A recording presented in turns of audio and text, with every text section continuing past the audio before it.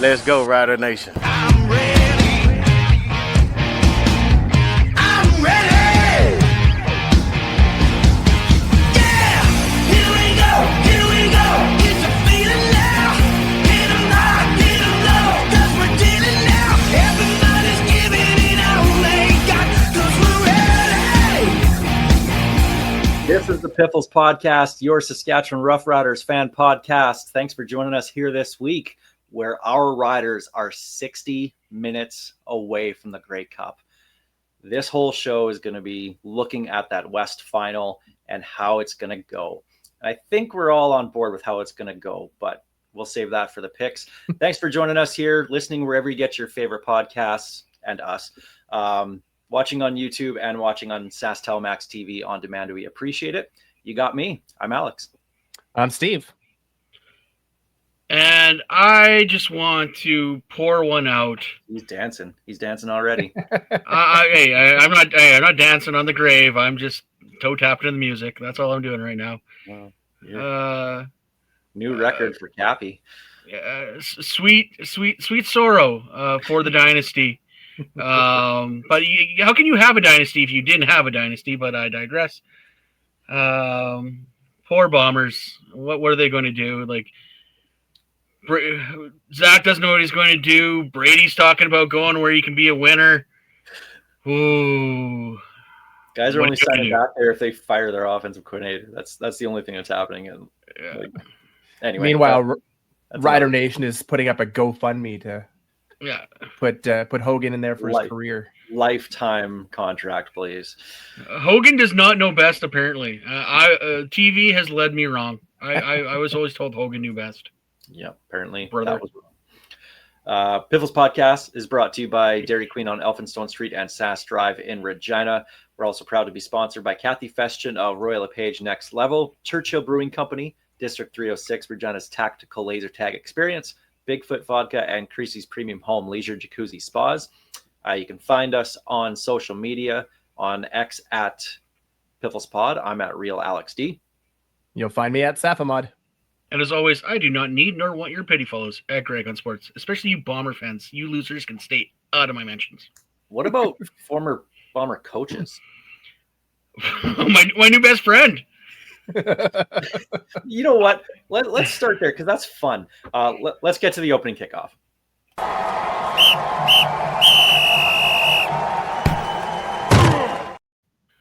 I know. It's a Rider podcast. We're going to talk plenty of Riders. Greg, you got followed on social media and engaged in a discussion with a former head coach in the CFL for the Winnipeg Blue Bombers. Okay, I want to make this absolutely clear, and I don't care if he sees this. There's no amount of respect I have less so for than Mike Kelly of the former Winnipeg Blue Bombers as a coach in this league. You thought I didn't like Danny Machocha? Mike Kelly is below him on that list somehow. And yeah, so Mike, apparently some league made him a commissioner, the Continental Football League, I believe it's called. The other CFL? Yeah, there's a new CFL, and they made him the commissioner. CFL 2.0. Yeah, and he decided to say that the Halifax Wanderers, someone brought, this was on my Schooners post about that they need to make that name die. And someone said, yeah, they should be the Halifax Wanderers. And he's like, oh, that'd be a great team for the Continental Football League. And I'm like, no, probably not. But do you guys know anything about this Continental League? Have you heard anything about it? Very, very little. Have you heard about the Continental Shift? So they're playing typical 4-down American rules until you get to the fourth quarter. And then they go to 3 downs, a yard off the ball. They completely switch to Canadian rules. That is way more gimmicky than the XFL. That's yikes. That might be without a doubt the stupidest thing I've ever heard in my life. Pick a lane. I had to laugh though. The Continental Shift. That's great branding, but a dumb idea. Plenty of fault lines on that. Was it Mike Kelly that we ran into at the Grey Cup was it 2009 in Calgary? I swear it was him walking. You're asking me about Grey Cup 09 at the parties? Oh, are you kidding me? The fact that I remember anything from Other Calgary than getting is Jamie surprise. Gorham's wife to sign your chest, I don't remember much about that weekend. Oh, 25-year-old me. That was fun. But I yes, miss those days. But yes, Mike Kelly is in my inbox, and I don't know what to do with it. Just handle it Laugh. internally. I'm almost tempted to bring him on to talk about the Continental Football League, and I don't know if my inner monologue would be able to stay silent. No, your eye rolling would it'd be very loud. That one would have to be audio only.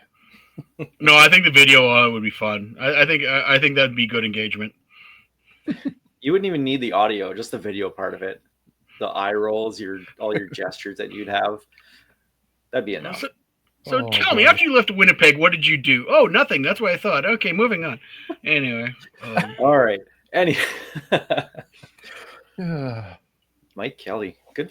That's wow. You've made it. Good for you.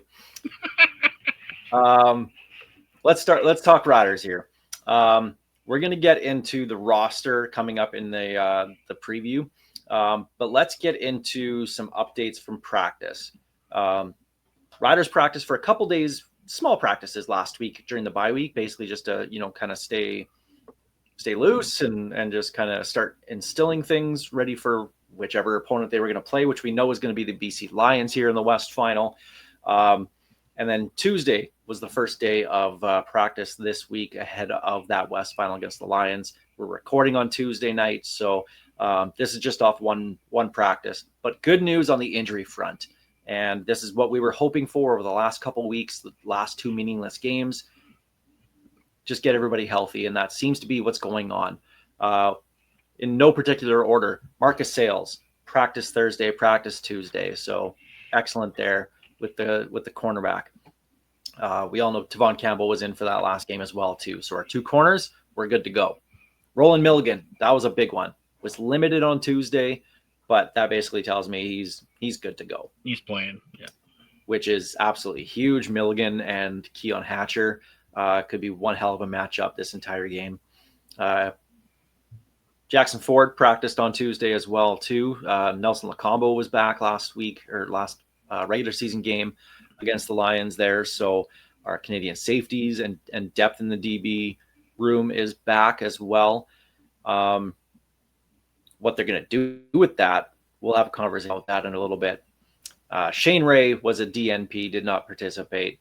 I think we all kind of saw that coming. I think his season's likely over, listed with the neck injury, which is a shame because our pass rush was better with him in the lineup. Oh, 100%, yeah. Probably the most underrated thing, but one we've talked about already is Tommy Stevens. Him being back, he did practice last week, practice this week. So all of a sudden, these 3rd and 1s, maybe these potential 3rd and 2s, that 3rd and long 2s, maybe we consider going for them depending on where they are on the field because you have a guy like Tommy Stevens back. We saw how much of a struggle it was with Jack Cohn and Jake Mayer fumbling the ball in those 3rd and short situations. This is a big one. My manifesting worked. I had to manifest it, and it happened. Great. Let's give Greg more credit for something. That's what this world needs. More It credit. does. 100% it does. I'm telling you, I need more. I need more credit. I mean, where's that ding? I know it's in here somewhere. Oh, it's not a Greg was right. It's there somewhere.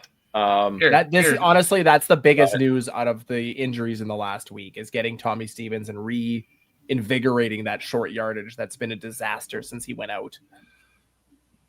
His return cannot be understated. It's been a disaster. I don't know if I'd call it a disaster. But in 2 games that didn't mean anything, Okay, here we go. Though. Good. Don't get me wrong. Disaster's still better it was than the struggle with Shea Patterson and Jake Dolegala. Why do we have to bring that era up? Can we never talk about it again? It was 2 years ago. But now those two guys are unstoppable in 3rd and shorts now. Go figure. Make it make sense. Keyshawn Johnson, receiver, did not participate in practice at all. Although Corey May says he's trending in the right direction and he's been running around. He ain't playing till Grey Cup. Yeah, I think it's they're fine with their American receivers, especially when Joe Robustelli practiced on Tuesday. You have Sean Bain if you need it. You might not even go with 2 American receivers. You might just go with Dante Myers, who practiced on Tuesday, kind of confirming what I saw when I saw him at the grocery store a couple days ago. He looked all right before last week's game, so or during the bye week. So I wasn't too worried about Dante Myers. But Keyshawn Johnson, I think you're right, Greg. They're holding him out till the Grey Cup. I don't think he plays this week. As much as it'd be great to have him, if you can get him for the Grey Cup, I think they have enough depth, obviously, with this receiving group that I don't want to say you can take the extra time to make sure he's right, but we have the guys ready to go if he's not ready. If he's not like 97% or better, you don't need him this week. Like, don't get me wrong. If they lose, I'm sure I'm going to hear about it. But What ifs, yeah. You don't want to risk his future on 3%. Like, let him get healthy. You've got the guys. Like you got Emilus, you got KSB, you've got Joe, you've got Keyshawn, you got Robustelli, you got Bain Jr. Like, all these guys would be studs, superstars on other teams. Just let him rest because you need him for the Grey Cup. I'm of the opposite tier. I consider Keyshawn Johnson honestly the biggest loss right now. You know how I feel about Tommy Stevens. It's the opposite about Keyshawn Johnson. He has been such a consistent mainstay in that receiving core, and one of the few guys that put up almost game after game. And to lose that big play guy like him it's going to be difficult. I don't think it's as big a deal as I really thought about it, pre-show, but if he's even 90%, I'm putting him in there. Well, here's the thing with Keyshawn Johnson. He's been so good at being our second down receiver and moving the chains. Now that KSB's healthy, he can slide into that role because he was that role for, the previous couple of years. Where Sam Emilus, he's in 7 games this year, put up 500 and some odd yards, on pace for 1,400 yards, wherever he was at. So I think him and Myers, obviously Myers, the guy that can stretch the defense and take that slant to the house 60 yards. Those are the big play guys. So it's moving the chains. And I think that can be Keenan Schaefer-Baker. Well, and that's exactly it. Like your big play guys are going to be your Emiluses, your Myerses, even your Robustellis. Like Keyshawn was always that possession guy. Like him and Myers may have had the same amount of yardage, but it was always Keyshawn with 8 catches and Myers with 3. that was always the way it worked out. So I should have been more specific when I said big play. It was the big play when you need it. Your 2nd and 10, 2nd and 12. But I will agree. Keon Schaefer-Baker has been the guy that he was a few years back. It seems like since he's returned from injury, he has found that gear again. And I do agree. I think he can step into that role. And he has the added bonus of being Canadian, which allows them to potentially put somebody like CJ Revis back at safety and, rotate that roster, that ratio a little bit. So maybe you've swayed me. Maybe I'm okay with waiting till Grey Cup. That said, obviously you want him in the lineup. If he's there and you're not going to do any more damage with him and he's not just going to be a decoy, absolutely you get him in there. And Brett Lothar practiced on Tuesday as well with the back injury, which I'm still not sold on. But hurt feelings? Maybe. I don't know. But with Michael Hughes having a really good game, it's interesting that Brett Lothar's, full participant. There's no way this team goes to the plays the West Final and goes to the Grey Cup without Brett Lothar on this roster, unless he's the kicker. Yeah. And he has to be. As much as we've derided him most of the season, he has picked it up over the last 9 weeks, and he is that guy that that can get it done in the playoffs. Whereas Hughes is such a complete unknown. As good as he was last week, that was still a mean nothing game with 0 pressure. Let's see how he does with the lights truly on. So there's some injury updates. Again, we'll look more into where these guys might fit into the roster, a couple of them, and how that ratio is going to shake down in the game preview coming up. Roster moves. Couple things that were done. Kind of This Greg, cracked me up. One. I don't know why this cracked me up so much, but Quarterback Braden Shager was signed just a couple weeks ago, was released last week, but then put right back on the negotiation list. And Greg, how does that work? I thought once you got signed and released, you couldn't get put back on the neg list. That was because Price forced that issue last year with Calgary. I don't know how I don't know. That's one thing with the neg list rules is always weird. But I was like, how does that work? Because I thought once you signed a guy, he could, unless he was already on your neg list, and I have no idea how that works. But I don't know. You ask Uncle Stewie if it's allowed, and he'll be like, "Yeah, sure, let's do it." Jeremy, give me a call and fill me in because I really need to know. The team also released defensive back Jordan Perryman, who again was only here for just a few weeks. They did sign another defensive back, D'Angelo Mandel, to a futures contract, so it doesn't count towards the roster number now. That will be an official move post-season. Other things that of course, this happened last Wednesday, the day after we record. Yeah, thanks, Stu. And it's not just the team, it's the CFL. It's the CFL that did this to us. The divisional all-stars were announced, the Riders having 10 divisional all-stars leading the way. And these names shouldn't surprise you. Keyshawn Johnson and Dante Myers at receiver, obviously both with over 1,000 yards. Logan Ferland at center, not a surprise whatsoever. Jamarcus Hardrick, who's also up for most outstanding offensive lineman, the West nominee. No surprise there. The one on offense that surprised me because, and I bolded his name on the list here, because we haven't talked about him all year long, is right guard Jacob Brammer. Played tackle for us last year when we were trying to figure out who was going to be our right tackle when we started 13 of them or whatever it was. But he's been just a solid.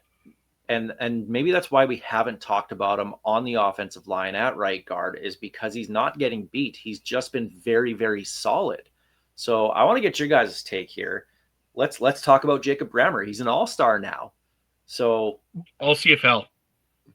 Sorry, yeah, all-star. Divisional. He's an all-star. No, division all CFL. That's what they call it. Division all CFL. Yeah, well, that's the stupidest thing. You know what? I said it last week. This entire offensive line should be up for the most outstanding offensive lineman award. I agree with the same thing with the divisional all CFL or whatever garbage they want to call it now. This unit as a whole has been phenomenal. And the fact that Jacob Brammer as an import player has stayed on the inside where you rarely see an American offensive lineman anymore tells you how good he has to be to not take him out of that spot, especially when you're getting guys healthy like a Philippe Gagnon late in the year. For him to stay in that spot and not be subbed in for a Canadian tells you how good he's been. I think both of it has both been how good he's been and how hurt they were. Like, they were throwing people at the line there, and the only mainstays were Ferland and Yoshi for a while. Because Fry got hurt, Gagnon got hurt. Trevon Tate, who was out of tackle, had to come out. Like, Peyton Collins was out there. Like, they were rotating guys all the way through. But, yeah, Brammer has been a rock there. So it's good because typically, yeah, you're right. You would not get an American there because you want that spot for a Canadian because it knocks a guy off your ratio. But he's been so good, and they had a really good line. So why would you mess up a good thing? And all that, and then our left tackle Peyton Collins was our team nominee for most outstanding rookie as well too. So obviously four studs on that line right now. And then the left guard position, again, you had Daniel Johnson, Zach Fry, Tate was there, I think. Noel as well too. Zur played there as well. So not necessarily a revolving door, but that it hasn't been a solidified spot. But they've still gotten pretty good play out of that spot too, though. So. So that's the offense. So 5 on offense. Just one year, I want a season of like the entire offensive line being healthy. Can we have that? Next year, Sean McEwen will be fine, and then they'll plan to kick Furland out, and then like to guard again, and then something will happen, and Furland will have to play the other position. And he'll play tackle and something. Yeah, something's gonna happen. It always does. But I would love that. That'd be great. And then 5 on defense. Micah Johnson on the D-line at defensive tackle, probably no surprise there. The linebackers had 2 of them, Jameer Thurman, CJ Rivas. And then in the defensive backfield, Roland Milligan Jr. and Tavon Campbell. So there's your all CFL divisional all-stars. AJ Allen's names in hieroglyphics. And yeah, that's the thing. AJ Allen, where does he fit in with that? He had one hell of a year, and I mean, probably not going to knock Thurman or Rivas out, but guy that deserved it. I had a chuckle when because they were hyping up Hamilton and Montreal for both having 11, and Chris Riders only had 10. And I'm like, your division only had 4 teams, and only 2 teams were good. So I hope you had that many. Right here, it was basically half Montreal, half Hamilton, because Ottawa and Toronto sucked garbage. Yeah, which Toronto had what Hiralau, and they had one more, didn't they? I think it was bad. But just goes to show that if we're leaving a guy like AJ Allen out of there, and I did see I like this 3 Down Nation put their article out following this saying, here's who should have been the all-stars. Here's our first team and our second team. Winnipeg had a lot of extra ones. Did you notice that? Winnipeg had a lot of extra, and I like John Hodge. Great dude. Homerism. Nice. Good hats. Yeah, homerism. It's showing there, bud. It's showing. Well, you dropped a bud. I like him. He's a good dude. But you dropped the hard bud. You dropped a hard bud on him. I'm looking at a list too, and AJ Allen didn't even make that list. He didn't even get an honorable mention. And I'm like, what? At this point, I don't know what that man has to do to get respect in this league. Play on another team that doesn't have Jameer Thurman and CJ Rivas, Roland Milligan, and Tavon Campbell, right? Yeah. That's the thing is we're so deep with studs on this team, with all CFL, divisional, all world stars, all everything, all Continental Football League. Yeah, we're so deep that a guy that has an incredible season gets completely overlooked. I'm going to say it again. Jeremy O'Day gets no credit on how good this team is built. This team has depth through and through, and all I ever see online is he's a clown. And I just don't understand the hate of it, because this roster is 4th round pick in 2020. Like, that was a good round for us. We got KSB and then AJ Allen. Like, there's depth everywhere on this roster. Did you have trouble getting an offensive line together a couple of years ago? Yes. But other than that, this team has been built like top to bottom very well. A much-deserved extension for him. What else can you say? Yep. The other guy that got extended in that press release as well, too, the head coach, Corey Mace, he's up for Coach of the Year. I expect him to win that one. If he doesn't, it's an embarrassment. He's got to walk away with it. Like, are you kidding me? Like, yeah, it was him and Moss last year. I think he wins the rematch. Like, what did Montreal do? They made the playoffs. Okay, sure. Like, this is literally the best team in the entire CFL. Like, he better win it this year. Yep. So the awards are next Thursday during Grey Cup week. And I expect both Hardrick and Mace to win the awards that they're up for. So I'm a little more iffy on Hardrick. Hardrick should, but Revenberg has been nominated so many times. It's like 3 tries for a quarter. I think at some point he's going to win it. And then that what seems to be one you always end up with the East bias. Like last year? Quite regularly. Yeah, like last year. Well, that's the opening kickoff presented by Kathy Festian of Roy LePage Next Level. We'll look at that West Final coming up in just a little bit. But coming up right now, remember that guy.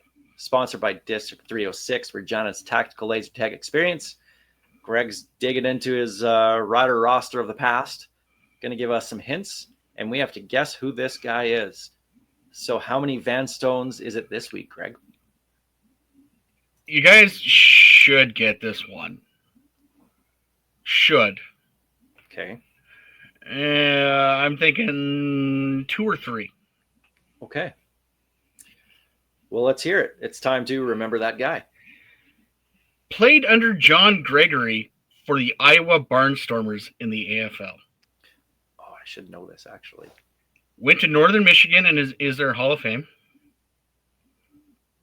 Along with being a Barnstormer and a rider, he was also an Argo. Bobby Jurison. Yes. Grey Cup champion, 4-time CFL All-Star. Back when they were still All-Stars. Canadian Football Hall of Fame. Holds the riders' records for most sacks in a season and all time. And obviously a rider legend. Yeah, if we didn't get it by then, there would be a problem. Yeah. If you didn't get it by 6, I don't know what to tell you guys. I was thinking about it with Western Michigan because I know he was coaching Northern Michigan. Northern Michigan. Yeah, there's probably a rivalry between North and West. Can't bring that up. Yeah, because he was coaching there. I think he still is. I think he is there too. Yes. Yeah, Bobby J, man. I just laughed when I didn't even know he went to the Barnstormers. Like that was his final stop was in Iowa with John Gregory. Gee, I wonder how he got that gig. he played more games for Iowa than he did for the Argos. Well, he always said that when he went to Toronto, it wasn't right. It just was not right. Saskatchewan felt the same way. I remember the outcry when he was fired. That was the equivalent to the Chris Jones era when he took the scissors to the entire roster in, what was that, 2015? Yeah, the end of 2015, just after he was hired. Yeah, so getting cut. Yeah, you were about a second ahead of me on the Bobby J. That's somewhere in my hodgepodge of rider memorabilia. I've got one of those bandanas, the sunrise bandana, or the Rising Sun bandanas. Yeah, with his autograph on it. I always use these stats. He ran for 1 yard in his career on 1 attempt and has 1 touchdown. Hey, can't mess with perfection. He also has caught 4 passes for 79 yards and has 2 receiving touchdowns. And wrestles Hall of Fame offensive lineman in his underwear in hotels at All-Star games. Yes, he does. Still my favorite Bobby J story told by Chris Walby. How many career sacks does Bobby Jurison have? 131? He has 141, but one of those is Iowa Barnstormers. He has 140 with the Saskatchewan Roughriders. Oh, okay. And 0 with the Toronto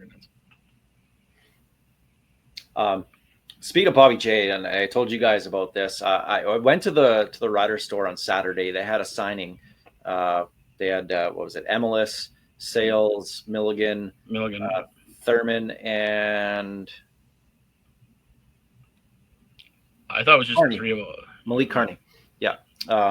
So they had a signing with them. One thing I noticed as I was kind of wandering around the store after going to see the guys was they had a rack of 1989 throwback jerseys,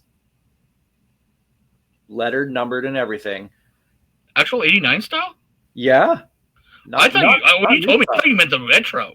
No. Actual 89 style. No. These were the 89 style. Oh. With, okay.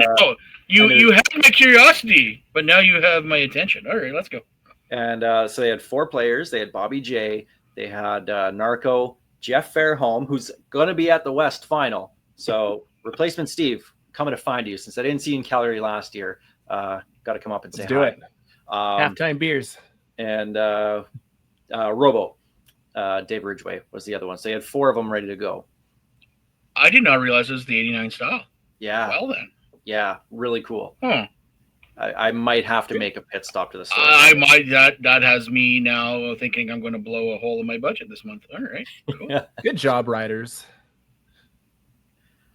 So there's the little tie-in with Bobby J right now. You can go get his jersey, 1989 style, if they still have it at the Rider store. They did have them on Saturdays. Funny, because when they were talking about what style, I even said 89 with the wraparound helmets. If they just roll out with those on Saturday, I'm going to go nuts. Oh man, yes, please. Oh. Well, remember that guy, sponsored by District 306, Regina's tactical laser tag experience. I didn't even have Bobby J on my list, to be honest. He doesn't need to be on the list. You know where he is. Yeah. Last week, Rodriguez, guy that has to be on the list. Bobby J, no. No. Let's get to our Churchill Brewing Company odds and end zones. Sean Oakman. Okay, we're not laughing at that. No, we're not laughing at that. No.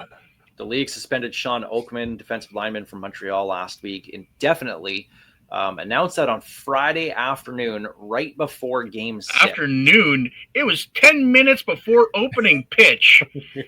We're talking 7:50 Eastern time zone, dropping that right before Game 6, praying that the Jays won the World Series that night, so it automatically just disappeared. Yeah. That was the ultimate news dump. Yeah. He threatened to share sexually explicit images to a minor. Won't get into it more than that. Absolutely F that guy straight to hell. I don't know what else to say about that. That's disgusting. He should be charged if that's what happened. Montreal did the right thing by immediately cutting him. In this instance, as if they had a choice. When that news came out, he was gone. But good on the Alouettes for acting for fast. doing it either way. Yeah, there was no hesitation. Good for them, and I'm with you on that. F him to the moon. Yeah. You can't say anything other than that. No, they did the right thing. My only but was how long have they known this was coming? Well, it said in the release that their investigation was took place on Thursday, and with the information they found out on Thursday, this is what they.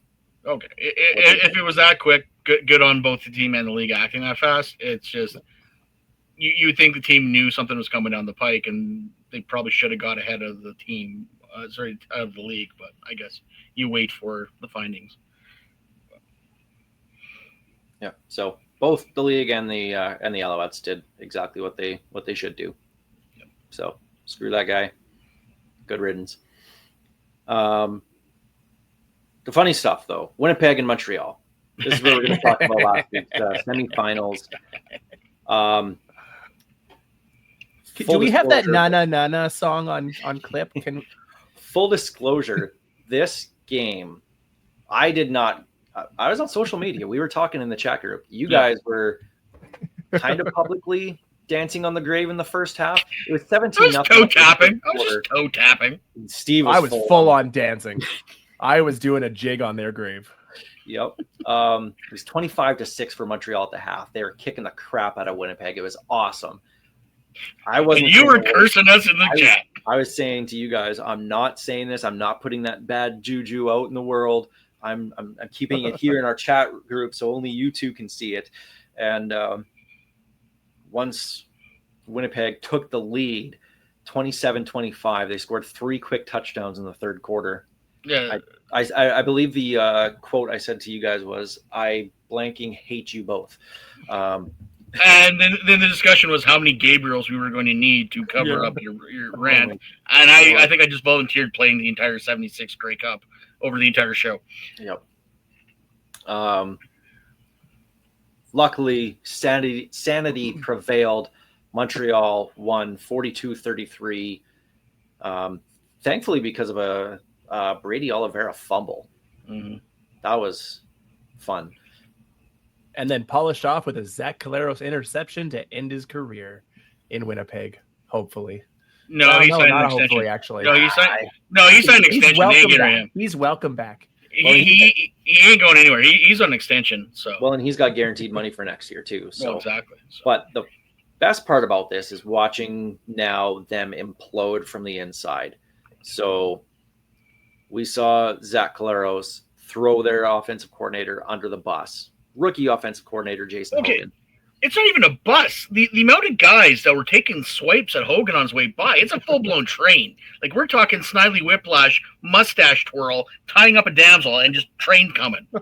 Even Wow. what was it? Markway McDaniel was like, whoa. Whoa, easy guys. Oh, hey, guys, one at a time here. He's still on the team here. Hold on. Yeah, Claros basically saying that we were working on things in training camp that we've never done before and complaining about. Not in camp, practice. Should be. In the week. They were practicing stuff they weren't implementing. Yeah. Like what? Like it boggles. Like like I said, it boggles my mind. The guy was the running back coach, and forgot Brady Oliveira was on the team. Mhm. And God bless him. Like, give him a lifetime contract, Winnipeg. I dare you. Prove me wrong. Prove me wrong, cowards. And I liked so on what was it, Garbage Bag Day. That was when Claros had he was saying all that. Brady Oliveira didn't comment that day. Nope. He was actually in a meeting with Jason Hogan, which is why he didn't come out and do media. And they kind of had it out, apparently. And Brady Oliveira spoke out on Tuesday and Wants to play for a winner. Wants to play for a winner. He says he owes it to himself to see what's available for free agency. Not going to take a hometown discount this time around, which, hey, you know what? Don't When blame players talk about that, absolutely. Don't blame him. You have to do what's best for yourself financially. You have to when you're a football player. So absolutely, you've earned that right by getting a free agency and all that kind of stuff. Go out there and see what's there because the guy's only 28. He's still a top guy in the league. He's got what? Breaker, right? 3 years prime left, probably, give or take. Yeah. So, as much as I would like to see him go somewhere else, depends on who their offensive coordinator is. Basically, what I got out of all these comments in Winnipeg is that this guy needs to be fired or we're gone. Lifetime contract. Yep. And then in the words of Willie J, Brady Oliveira can come on down to Saskatchewan. Just saying. He'd be welcome in green and white. We have dogs that need saving. Yes. And our running backs coach kind of knows him pretty well. Just A little bit. I don't see a universe where the Bombers are that stupid where they take Jason Hogan over Brady Oliveira. There's no way. Do I see a situation where they lose both? Yes, of course I do. That is a very good opportunity because if I'm Brady, I'm taking that to heart. I am going to see what's out there. Yep. And if the right offer comes, I'm taking it because football careers are short, hometown or not. And let's be honest, Bombers have a lot of other problems other than their offensive coordinator. Well, and if you're looking at Brady Oliveira, right? You want to know. You have to assume that he's going to at least take it to the negotiation window of free agency. Oh, 100%. Okay, that's in February, right? Your coaching staff pretty much needs to be put in place in January. Yep. So you guys can start having meetings, looking at who you want in your, on your roster, how you're going to implement everything, right? So you got to make a decision on Jason Hogan first. So if you bring him back saying, yeah, there's some growing pains with a first-year OC, but we trust him. He's earned the right to get this job. And I mean, with what he did as a running backs coach, with what we saw in Winnipeg over the last few years, he did earn that right to be given the shot here. But it's very, very clear that they do not like this guy and his play calling. So do you side with the aging vets like Zach Claros, who only has one more year left in him? Or do you go with the young coach? Do you go with your management team? Okay, wait, okay. I'm gonna yes, but a couple things on that one. So once again, that team wasn't that great offensively, even though they made the Grey Cup before Jason Hogan. They had Buck Pierce who left to be a head coach, and that offense still wasn't the best. They're getting older, they're getting slower. They still aren't great. Zach Collaros is still Zach Collaros at this point. He'll win you games, but he will also lose you games. At least they ran the ball though. Yeah. I'm with you. Well, though, no, dude. they forgot about Brady that's in the Grey Cup. Like Zach is missing a finger, and they're trying to throw a ball. Yeah. Honestly, the problem on this roster is, as much as we've given them the thumbs up over the last few years for the roster they built, is at the head coach and general manager level more than it is at the offensive coordinator. When you have a GM who basically says, I don't care that it was a home Grey Cup year, publicly after their team's eliminated, is embarrassing. This is the year that you build towards, and they have been building towards it. And they thought running it back with the same veteran squad that couldn't get it done was the way to go. Again, I'm good with a lifetime contract for that entire staff. Keep running it back. Because Keep running. Keep they're in Willie trouble. J going. Keep Patrick Neufeld and the other almost 40-year-old offensive lineman. Keep them going. Absolutely. But this is the same team that waited too long to even talk to Kenny Lawler, and then picked up Jer Stearns. That's not a 1-for-1 switch right there. Like, I don't know what they're doing there. I think O'Shea's got his eyes on the GM role. I think, and they're probably going to give Hogan the benefit of the doubt because they almost fired O'Shea too early. And now it's like, well, like it took O'Shea a while to find his footing. So we got to give Hogan it. But I'm like, hey boys, you got a guy who showed he doesn't have what it takes right now, and he might get it next year, but you got a really old roster. So unless you think El Gersma's coming up from the NFL after next year to learn under Collaros for 1 year, maybe 2027, but you got to talk to a lot of guys about wait 2 years. Next year's going to suck, but just wait 2 years. 2 years, guys. Come on. But the most important thing about Winnipeg losing that East semifinal was that Winnipeg lost the East semifinal and will not be in the Grey Cup. So that's excellent news. We're all winners because of that. So suck it. And I love the sound of all the Bombers fans selling off their tickets to Grey Cup minutes after that game ended. It was delightful. Bomber fans right now are, as much as they want the Riders to lose against the Lions, they're hoping, praying for the Riders to win so that they can try and get face value back. Recruit their tickets, 100%. Yep. The other semifinal, the West semifinal, Calgary and BC, obviously the Lions won 33-0. 33-0? Sorry, 33-30. My mouse was over top of the other three. I was like, wow, that game was a lot further away than I thought it was. That was one hell of a last-second field goal, let me tell you. That was I drinking a lot more during the first game than I thought I was? No, turns out that was me. The real curious thing, like it was a fun game at the back and forth at the end. The go-ahead field goal by BC, and then Calgary marches it back, tying the game. The Lions getting their game-winning field goal as time expired. Great game to watch, but it was the end of the first half that was the game difference to me. Calgary had a timeout in their pocket, 8 seconds left at what was it, the 20-yard line? Yep. And Vernon Adams scrambles, throws a completion down to the 6-yard line. Wasted about to Campbell or Jones, wasted 6 seconds to run around first when you only had 8 seconds left. Time runs out. 3 points there. Looks like it would have made a difference in that game. I love VA. I do. I love VA, but this is the kind of stuff that always keeps him from ascending into superstar. If your read is not there, you throw that ball in the dirt. Yeah, he tries to do too much, and I think part of it is he tries to do too much because he thinks he needs to do everything, and he makes decisions like that where he's not paying attention to how much time's left on the clock, and it cost him. It literally probably cost him that game.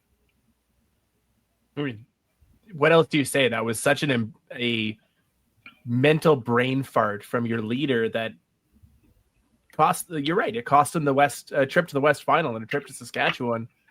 And that's a thing you should know at the lowest levels of competitive football. You know, that 8 to 10 second window, you have one play, make it quick.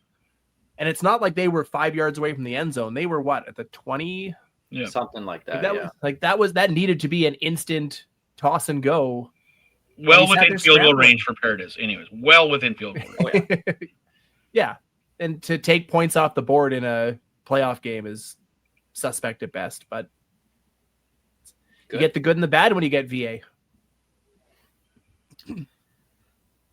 And with that, the BC Lions win, get the right to come here, which is now what we're going to talk about. The West Final. This is the enemy preview presented by Creasy's Premium Home Leisure Jacuzzi Spas. The West Final, Saturday at 5:30. Going to be a little bit cold. I think it's daytime high of -4 degrees. -5, I thought I saw last. Yeah, cooling off. Like today, I think it was like. Let me get my meteorologist on 1 second. I'll pull it up. But yeah, cool weather. And I know I put it out there and BC Lions Den Brian. Here comes the dome comment. Well, we play in colder weather a lot more than a nice, perfectly air-conditioned dome that Nathan Rourke gets to play in. I'm not too terribly worried about Nathan Rourke coming in this game, but we'll get to that. Just over 30,000 tickets sold already, just a few thousand left. Honestly, with our weather situation and everything, I can understand why, it's not a sellout yet. I know people are going to be like, oh, it got papered. I don't care. Care. They'll fill the barn. That's all that matters. Just get people in the door. They're calling As if every other stadium doesn't paper their stadium when they need every See Winnipeg to set their personal record for sold out games. Yeah, everybody papers games. It's whatever. I don't make anything of that. So that's just people that are pissed off that their team's not hosting the West Final. What I want is 33,000 butts in seats. I don't care if they paid full price, half price, no price. Scream your heads off. Yep. Just get in there, make some noise. And the team's going to be rocking their retro jerseys. I know they put out on social media what jerseys should we wear. The regular ones, the retros, or the obsidians. Did they make the right call with the retros? Like it was going to be anything else. Like, like it was not going to be anything. Like maybe obsidian, maybe. But if there's always an option, it's always going to be retros. Always. We knew what was coming. As much as I love the obsidians, it was never going to be the obsidians. It was always going to be the retros, and we just got to get used to it. The fact that those things have not been promoted full time is still beyond me. All everyone says, well, that's the best riders look. Yes, it probably is the best riders look, but they're never going to do it because I like breaking them out for special occasions. Because they can sell more jerseys the other way. Just for road games, just bring me back that 2010 retro look. Oh, the white one? Yeah, in the West Final. Oh, yep. So let's look at this game.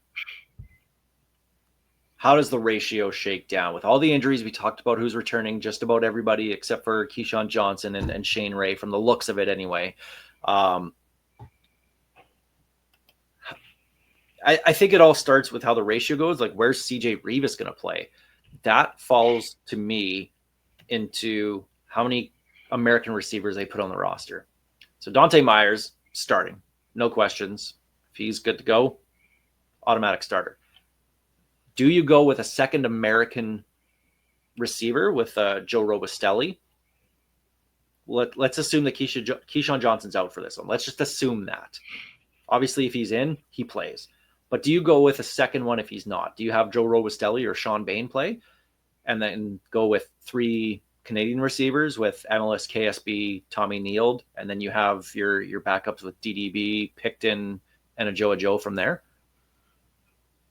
I think you roll with 4 Canadian receivers regardless. Regardless? I think if you're going to roll 2, if you're rolling 2 Americans out there, you're going to, and this was all I thought about this, but I also thought Robustelli was out because the initial injury assessment said he was out for this game. Yeah. So I'm like, okay, we got one American receiver and a backup. Okay. I think you start 4 Canadians just because it gives you more flexibility. You can back up Bain Jr. behind, or even Robustelli behind somebody, and then you're still good to go. And then you have Rivas at safety. I like Rivas at safety. Like I like Lacombo, but Rivas at safety gives you a little more fear coming across that middle, which you're going to need in this game, I think. I'm sorry, a little more fear? How about any fear at all? Hey. Nelson Combo had an interception. He's picked off his 2 interceptions. I'm are not both talking against about- BC. I'm not talking about interceptions. I'm talking about a fear from the players from going over the middle. They're running towards a soft cat. They are not afraid of Nelson Lacombo. That being said, Lacombo did lure, but it was VA, did lure BC into a really bad interception last year's semifinal. Mhm. So I think there's no question in my mind they need CJ Rivas back there, but I don't know if they do it. I have a feeling that when that depth chart comes out, it's going to be Nelson Lacombo at safety, and they'll run back with, and So you're forward backing taking him up you're and run. taking Antoine Brooks Jr. off the roster. I'm not. I think the Riders will. I don't think they can. The way that he's been playing there, like, I don't want to say the play's been better than CJ Rivas, but we're not seeing any drop off whatsoever, and we upgraded at safety. I think CJ Rivas, regardless, starts at safety, and you have Lacombo and Ford backing them up. I hope so. I just have maybe it's PTSD from previous years and questionable decisions. I do have a lot more faith in Corey Mason, his coaching staff. So you could be right, and they do have the advantage of having Bertrand Houdon back and adding another Canadian, where Mario Anderson Jr. has been playing for the last couple of months until the last couple of games. So there are spots where they can put that Canadian, even if it's not at receiver, and still have the roster flexibility for Rivas. I just don't know if they do it. I hope they do. Well, that could all be null and void depending on what they do on the offensive line as well, too. Yep. Do they potentially go with 4 Americans on the line with Logan Ferlin at center? I think our offensive lines will be Collins, Guignol, Ferlin, Brammer, Hardrick. I think that's where we're going to end up. We're going to end up with 2 Canadians and 3. I don't see them going 4 Americans on that line. So you go 4 Canadians at receiver, 2 at on the offensive line, and then AJ Allen, and then Americans across the board for starters everywhere else. Oh well, Campbell on cornerback. Obviously. Campbell on corner, so you have 8. Yeah. So we still got flexibility that way with like the way that lines up. We're still like ahead of the game on it, but I'm just trying to figure out who you're going to put in Keyshawn's spot, right? Because you need to have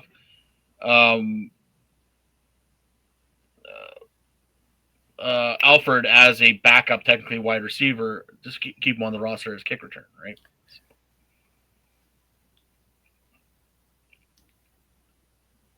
And then kicker, we talked about kicker as well too. It's going to be Brett Lothar, so I'm assuming it is anyway. I'd be shocked if it's not Brett Lothar. I'm really trying to figure out. I'm looking at a depth chart right now, trying to figure out how they're going to get all these receivers on. I'm somewhat a really good receiver is going to be sitting. I don't know. I wonder with what we saw over the last couple games. Mitch Picton was very, very solid. I wonder if he gets on the roster, if he stays on, and a guy like Del Duncan Busby sits in this one. That would be because you're not taking Neal off, you're not taking a JoJo off, you're not taking Myers off, you're not taking Bain Jr. off, you're not taking Emilus off, you're not taking KSB off. You might be taking Bain off. I was gonna say, what has Bain Jr. done? Bain might be the one. Like Bain might be the one. Like I'm just looking at what your options are because I'm looking at the depth chart from the Ottawa Redblacks game. Robustelli's not on it. Bain Jr.'s on. If Robustelli's good to go, I think Bain Jr. is the odd man out. I don't think Bain makes the roster regardless. Well, it depends on if Mario Alford plays or not. Assuming Mario Assuming Mario Alford's kick returner, you're going to have Robustelli out in Keyshawn's spot. Not necessarily. Yeah. Emlis out wide receiver then? Who's on that? Who's out in Keyshawn's spot? Because Myers is the wide receiver on the other side. What a wonderful problem to have. The amount of depth we have at the receiving core, where we're talking about sitting a Sean Bain Jr. or a Joe Robustelli who have been money when they've been on the field. And nobody's going to bat an eye at whoever is sitting. But we've been talking about that. Someone will bat an eye. This is Rider Nation. Someone is going to hate it. Fair. And God forbid the worst happens, and so it's like, I told you Sean Bain Jr. was going to win us the game, and they sat him. I knew it. There'll be somebody out there that says that. Yeah. And they'll be on a call-in show. I guarantee you that. Oh yeah. So I mean, looking at how things are going to shake out, this is going to be a very solid roster with healthy bodies, and that's the important thing. Is these guys are healthy, ready to go. Yeah. Obviously, would love to have Keyshawn Johnson out there, but I mean, and that's the importance of getting that first place. That is why it was so important. It gave them the extra week to get right. Yep. So flip side to the BC Lions. Is there anything about them right now that worries you? They have won 7 straight games, obviously on the heater, their offense. What's your take on their offense right now? Stop backups. Hatcher, win the game. Our backups almost beat them when the game meant more to them than it did to us. I'm not scared of the BC Lions. I wasn't even scared of the Calgary Stampeders, other than the fact they spanked us twice. But I think that's a puzzle piece team thing. Is I think we line up very well against the BC Lions. So I like this matchup better than I would have liked the Stamps matchup. The biggest thing for me that it comes down to when you want to stop BC is keep Nathan Rourke in the pocket. Don't let him run for his 20, 30-yard runs that he seems to get off in every game. You keep him in the pocket, and I trust this defensive line to do exactly that, and control James Butler. I like our chances. Make them one-dimensional. Like, yes, Nathan Rourke is like one of the better quarterbacks in this league, but I trust I trust our secondary against them. Like, yeah, keep James Butler out of the game, keep Nathan Rourke in the pocket, and make him throw it, and we will pick him off. Butler against us this year had 123 yards. That was the game that Jeremiah Mazzoli started. So they, because he was terrible, they pretty much they were heavy on the run. Yeah. Yeah. And the other game where Nathan Rourke put up pretty decent numbers, although the game wasn't, it was 33-27. That was the game in BC where the Riders had a pretty solid lead and kind of let BC hang around. Let them back into it. Yeah. Yeah. James Butler had 9 for 30. So it's not like he was putting up huge numbers. In both those games, Keon Hatcher, 58 yards, 44 yards.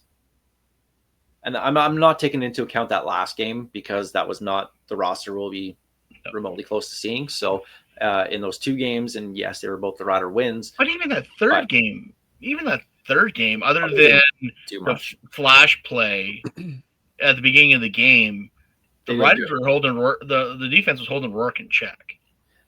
Against Calgary, BC's offense honestly really didn't do anything. They had no run game whatsoever. Nathan Rourke had a couple nice runs, but honestly, outside of that, they didn't do much. They benefited on turnovers and made the most of them. So kudos to them for that. And their special teams, nothing. Yeah, like literally, BC special teams won them that game. What does kind of worry me is potentially it's their defense. Since they've gotten TJ Lee back, they haven't lost a game.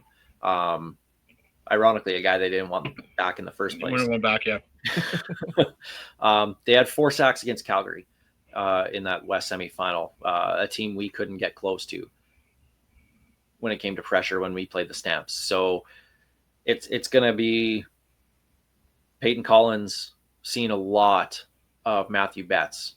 And if he can contain him, if he can limit the damage that Matthew Betts does, I love our chances with our offense. So with our quick hitting offense and how Trevor looked in those first 2 drives against the BC Lions in that last game of the year, I have no worries whatsoever about this offense. If we can get that run game going, and especially if it's going to be, -5 at kickoff, -6 possibly, you're looking at a run game. You're looking at a heavy physical game. And I like that better for a guy like AJ Ouellette than I do James Butler being a banger and bruiser of a running back. So I like what we have there. And the quick releases, the short game, I like our short game better. BC is more of an explosive offense than ours is. Ours is more of a methodical offense. But I think in a game like this where the weather is going to be a little bit colder, we're probably not going to see as many big plays. I think that favors us. You mentioned Matthew Betts, and I went looking at his stats because I just don't remember him being that big of a threat against us in this season. And he only had 7 tackles and 3 sacks in 3 games against the Riders. I was just pulling that up. He had 0 sacks in 1 game and 2 in 1. And honestly, 1 in that last game, yeah. Honestly, that doesn't scream threat to me. This O-line has shown time and time again that they can manage whatever an opposing defense will throw at them. Edwin Harrison will have this defense or this offensive line prepared for Matthew Betts and the defensive line. I don't think they don't worry me at all. I think to me the biggest thing is stopping that explosive offense and stopping those big plays, because that has been a problem all season long. And we saw it when we played them last. There was 2 huge plays to start the game, the touchdown, and then the very next drive they went deep again. Like that's the concern, is those big explosive plays. Stop those. Again, I feel really confident about our chances. But even if you can't stop it, you got to weather it. And our semi-starters weathered that storm. Like I said, we had a chance to win that game. If it wasn't for an early whistle, we won that game. Oh yeah, easily. So you just have to weather the storm. They punch, you punch back. That's all you have to do. And do I want it to be a foot race? No. But can we win the foot race? Yes. Yeah. It's just a matter of executing when you can. This team is the best team in the league for a reason. And I think they have everything they need to win this game, even if they are missing a piece here or there. I want to bring up their BC Lions special teams. Last week, Robert Carter had a touchdown on a kick return. Seven McGee has looked that very, dude is very electric. Solid. That Robert Carter is electric. Oh yeah, that one-handed pick that he had early in the year, and then this. Seven McGee looks good on returns, and the Riders' special teams hasn't been. I mean, post Craig Dickinson, special teams haven't been as solid. So you're saying we should get Craig Dickinson back? No, I will never say that. Just saying. Do I need to tell you about the Craig? Do we need to revisit the Craig Dickinson post Labor Day record? Man, can we? It's delightful. I'm just saying that as a special teams coordinator, he is arguably one of, if not the best in the league. And yet, Seven McGee just ran all over that exact same special teams coordinator. But that's what worries me. And don't get me wrong, like if you can't get Craig Dickinson, McGeary's probably right there too. I put them 1A and 1B right now on special teams. We've given up some returns though, like chunky yardage on the returns. So, like to me, that could possibly be a thing. You know, it could be. It very well could be. But I've also remember there's also been some games where the Riders' kick coverage has been absolutely phenomenal. So it's just you have good games, you have bad games. Hopefully, this is a good game, especially when you got guys like McGee, like Carter. You got to keep Sean White away from the 40-yard line because he's not kicking any further than that. So, that said, I can't believe I'm going to say that. They got a good punter. Like, their punter can actually place the ball really well. So, the field position game is going to be very important in this game. So when it comes down to it, who's the Riders' X factor in this game? AJ Ouellette. This game's going to be about the run game, especially if it is a little chillier. And I know the BC Lion fans hate it when we talk about cold weather and how they're soft, but they're the BC Lions. They're soft in cold weather. Look at all the other playoff games in Saskatchewan with BC Lions. It is what it is. So I think it's going to come down to the run game. I agree with you. I think the run game is the big factor, but I think Dante Myers is going to be your X factor, your star of the game in this one. He's coming back from his injury. Whoa, I didn't say star of the game. I said X factor. Oh, no. Well, I think he's going to be the star of the game. He'll be the player, whatever the player of the game award is. He's due for one. He's been missing a few weeks. He's been hurt. He's going to be the difference maker for us. It's hard for me to not agree with the AJ Ouellette pick, because I think obviously the run game is going to be huge, but I'm going to throw it back to Keen Schaefer-Baker. The second down, moving the chains when it's 2nd and 7. Who's going to get that first down for us? I think he could be that guy just to keep drives going, even if they're on non-scoring drives, right? Just to change field position, just to kill more clock. I think he's going to have a very solid game at being that go-to guy on second down over the middle of the field.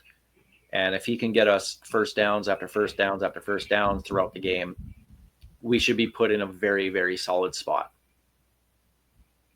I think the key for the Riders is they need to score first. They need to not have a 80-yard touchdown like in the first minute. they can't. That would not be ideal. No, they can't play from the back foot the entire game. They've got to take the lead and just have their will with the Lions and force the Lions into bad spots. Well, and if BC gets the ball first, then just making sure they don't score on that opening drive, whether it's one play, whether it's a 12-play drive, get the fans into it right away and keep them there. You force them to a 2-and-out, that place is going to be nuts. Yeah, like I said, the Riders. Not saying the Riders can't play off the back foot, but it'd be better if they don't. If they can control the game, not have to. Yeah, exactly. If they can control the game and just make BC play to them, not the other way around, it's going to be better for everybody, including my heart. There's one X factor that we absolutely missed, and I think will be key to this game. And I mentioned at the beginning, 33,000 members of Rider Nation need to show up for 60 full minutes. Not in the fourth quarter. You need to be loud from the first second from the opening kickoff until that game is over. I don't want to be able to hear. I don't want to hear you either. As most people don't. Okay. Well, let's make our picks. It's time for Piffles Picks. Piffles Picks. Well, folks, when you're right 52% of the time, you're wrong 48% of the time. I'm so glad we got him to flip the coin.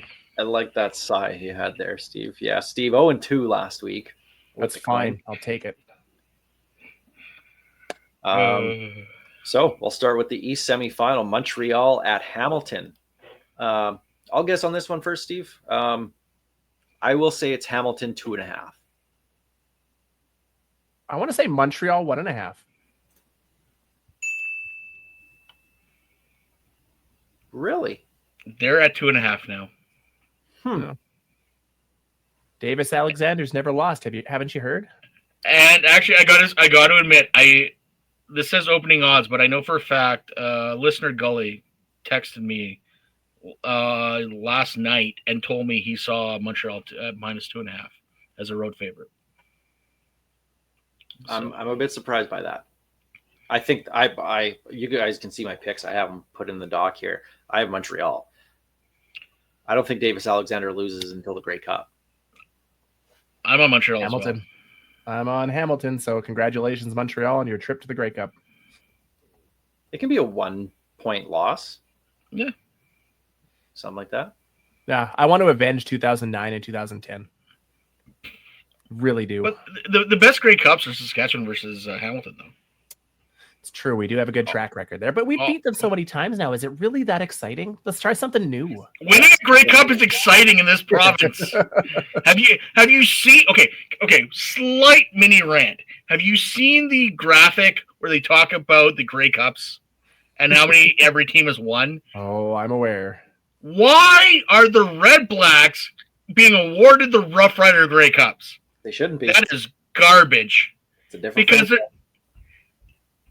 different franchise, but the thing is, though, they're not even awarding Hamilton all of their Grey Cups in. If you're going to do that, you got to award Hamilton all of theirs, and they're not.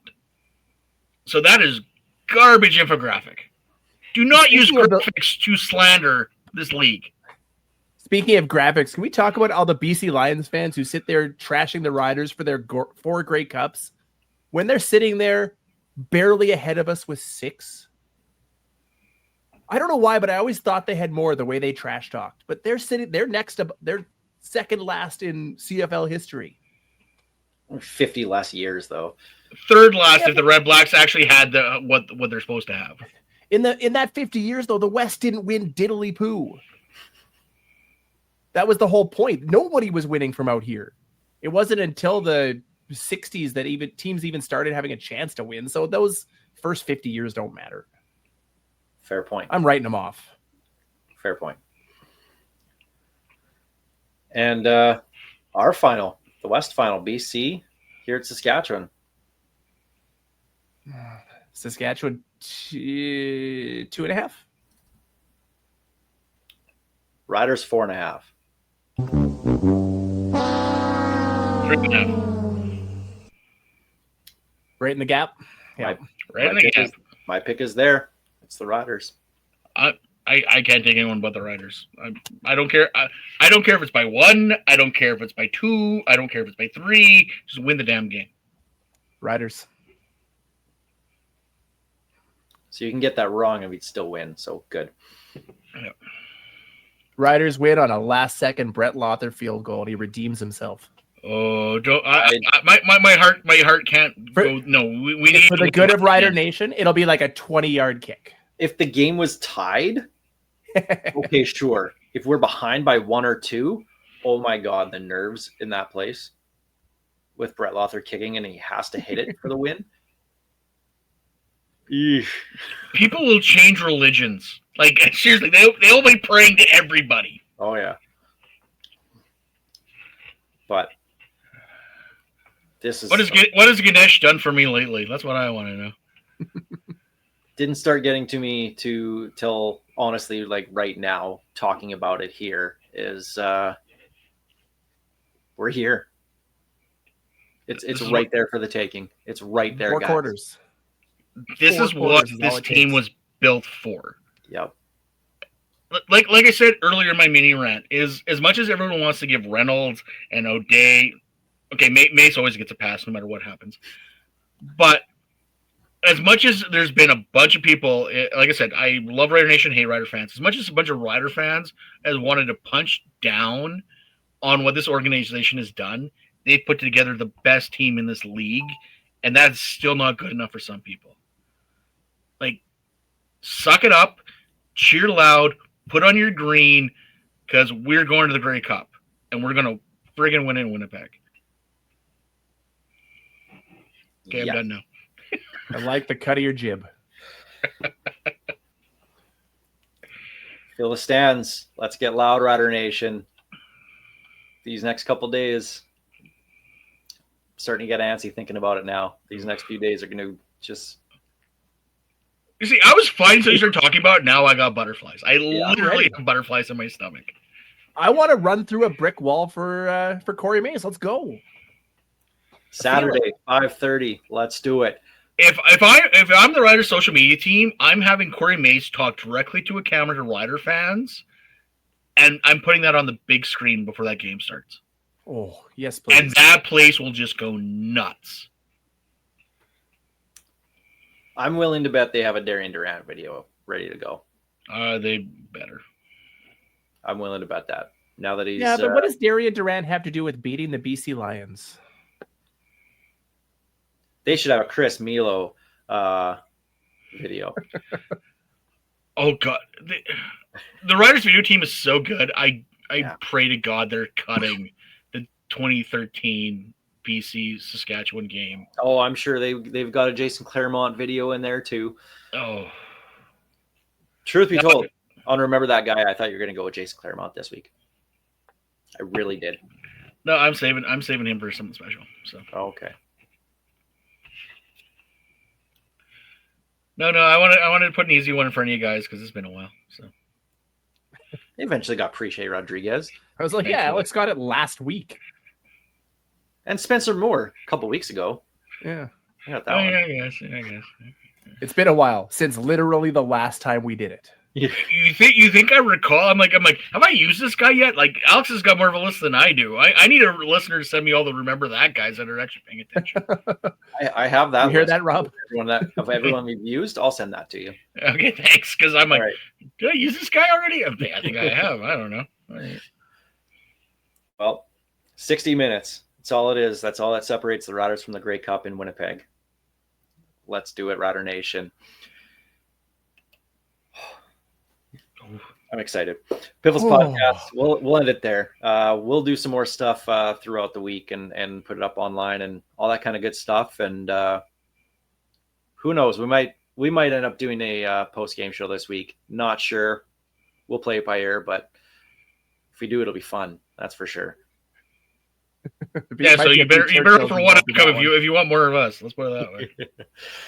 So we'll leave it there, and we'll see everybody at Mosaic Stadium. Piffles podcast is brought to you by our great friends at Dairy Queen on Elphinstone Street and Sass Drive in Regina. Special thanks, of course, to Kathy Festian of Royal LePage Next Level, Churchill Brewing Company, District 306, Regina's tactical laser tag experience, Bigfoot Vodka, and Creasy's Premium Home Leisure Jacuzzi Spas for their support, making everything possible. Thanks to you, the listeners, the fans, for listening, watching on SAS Telemax TV on demand and on YouTube. This is Ghost Behind Your Mind by Tyler Gilbert.